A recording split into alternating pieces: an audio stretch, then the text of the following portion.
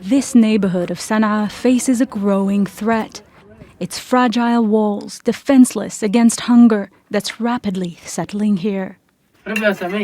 For Abdul Karim's family, simple meals like this one are the exception, not the rule. This is the first day we're having a meal with eggs. Sometimes we only eat bread with water, and at times we can't even afford bread.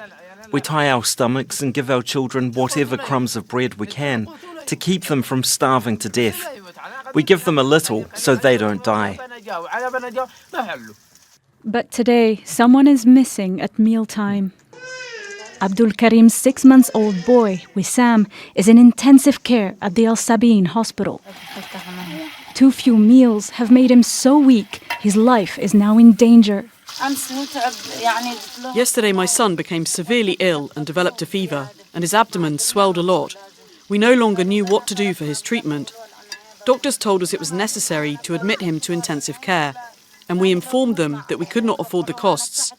They said they would not take responsibility if he died, so we had to admit him to intensive care. The UN says the number of children in Yemen under the age of 5 suffering acute malnutrition rose by 34% in the last year. That's more than 600,000 children going hungry, and some 220,000 mothers too. Despite a years-long stalemate, the conflict between the Houthis and the Saudi-backed government based in Aden has left the economy in shambles.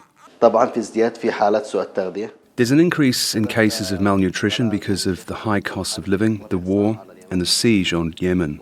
Then there's the spread of epidemics and diseases and the limited entry of medicine into the country, which has led to the spread of malnutrition amongst children.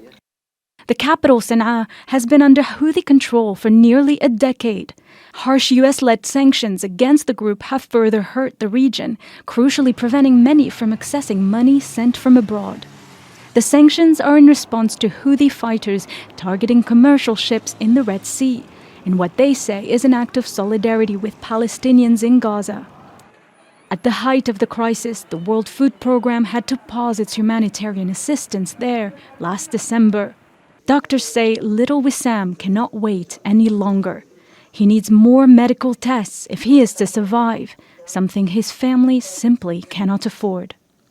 Ibtissem, Guenfoud, Al Jazeera. Make sure to subscribe to our channel to get the latest news from Al Jazeera.